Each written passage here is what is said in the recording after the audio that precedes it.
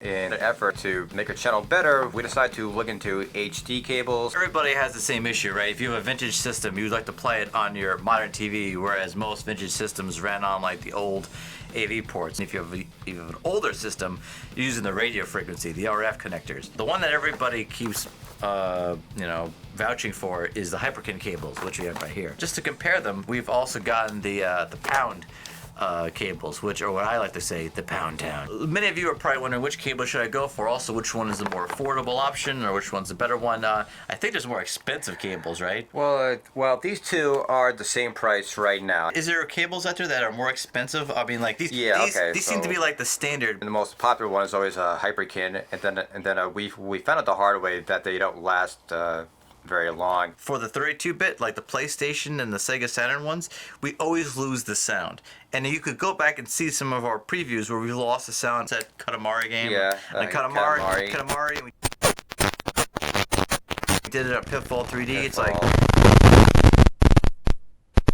in that case, that was with the PlayStation cables, and we found out like the cables were getting really hot. And so I tried putting an ice pack underneath it, and I gave that a 50-50 whether or not like it would actually work, and it actually worked. They work for what they are. We just have to make sure to, keep them on ice. And I was really liking the Pound Town ones. I mean, so far have we tried it for the PlayStation? We have tried it for the PlayStation. We tried the one for the Sega Genesis, and it was working great until it didn't. For some reason it stopped. One of them you need to add extra power through a USB connector. One you don't. Well, actually, like it's funny you say that. This one here is for the Sega, okay? And it has a port for a USB cord, and it comes with the USB cord. When we use this on the Sega Model 1, we found out it doesn't need USB power, and it's got the Sega Model 2 thing, and it comes with a adapter, and so we can use it with the... Yes, you can use it with the first version of the system, or the second, right? One more note, this one here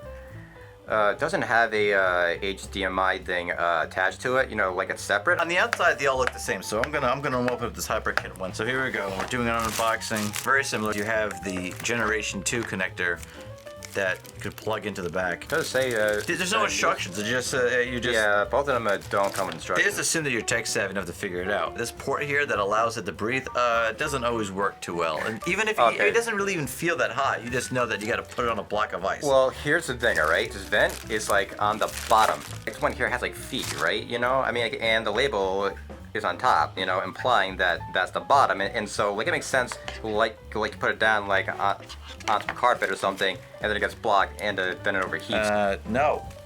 Now, the people who think these two are made by the same company, I mean, maybe they are, or maybe the same parts. So I'm going to turn them over. Looks the same, and the HDMI side is the same, and the Sega side is the same, but still.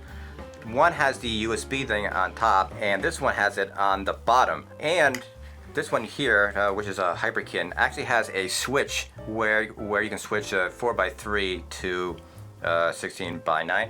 Yeah, right? Which is actually helpful. This one here is just 4x3 automatically. My point is that maybe they aren't like the same, you know what I mean? No, I mean like we would have to like open that. Don't eat the box. We might have to return it. So let's try it out the Hyperkin and see if it breaks down. Let's see if we lose our sound. You guys are getting a free bonus because we are also gonna play Splatterhouse 3.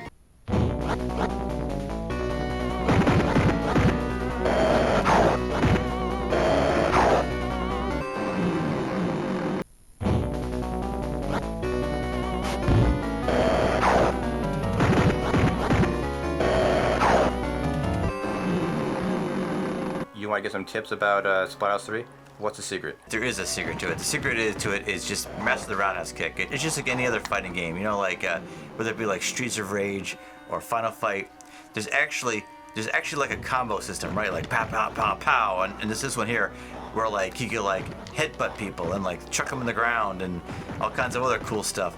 But really, if you really want to just get to this really really fast, it's called the roundhouse kick. Now, it's back forward back. It's one of those things where like it takes a little while to master, but once you've mastered it, you can get through it really quick. What makes Splatterhouse 3 so different is that it's got a lot of different endings, and the different endings all come down to one thing, which is the time hack. If you look in the top left corner, depending on how fast you beat the game, the faster you beat the stages and in what order, you can actually get different endings, because there's an ending where you save your wife, there's an ending where you save your son, there's an ending where you save your wife and son, and then there's an ending where you don't save anybody. When you know how to do the roundhouse, it just kills everybody. It's like the one hurt all.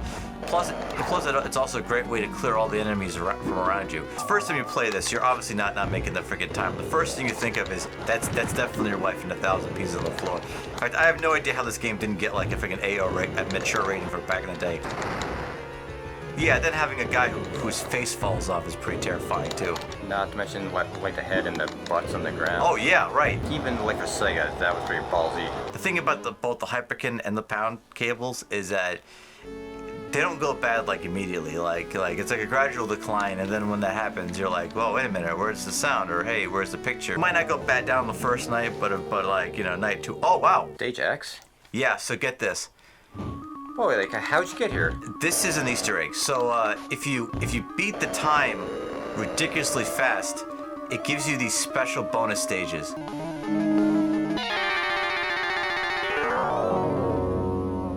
Just to give my own impressions on these cables so far. Okay, so far, like it did feel a little hot. The other thing too is this adapter. I think it's a little janky. Like it doesn't quite. It feels like it should click all the way in, but it doesn't. Right, you like don't want it's to like force anything, you know. I mean, like look, like this like sits on the surface. But so far it's working for us. So far the sound hasn't gone out like our PlayStation Center cables, but give it time. So far, I would say pound will be better. We'll see. We have a pound cable left for the PlayStation, right? Yeah. Okay. So Time to go to Pound Town. Want to put that back in its proper box, or just yeah, that'd be good. In the Hyperkin box, just put it in the Hyperkin box. Same deal. We got a Pound Town and the Hyperkin, and the box is long gone. We don't have it anymore. But one thing I will say though about the Pound Town is that it actually came with a little instruction booklet. If I had to guess, I'm guessing a lot of people were like, wait a minute, like why is it all green? I mean, well, you have to change the color mode, you know, like to make this work. You know, like if you don't have it on the right setting, it might not work. Which actually brings me to the other.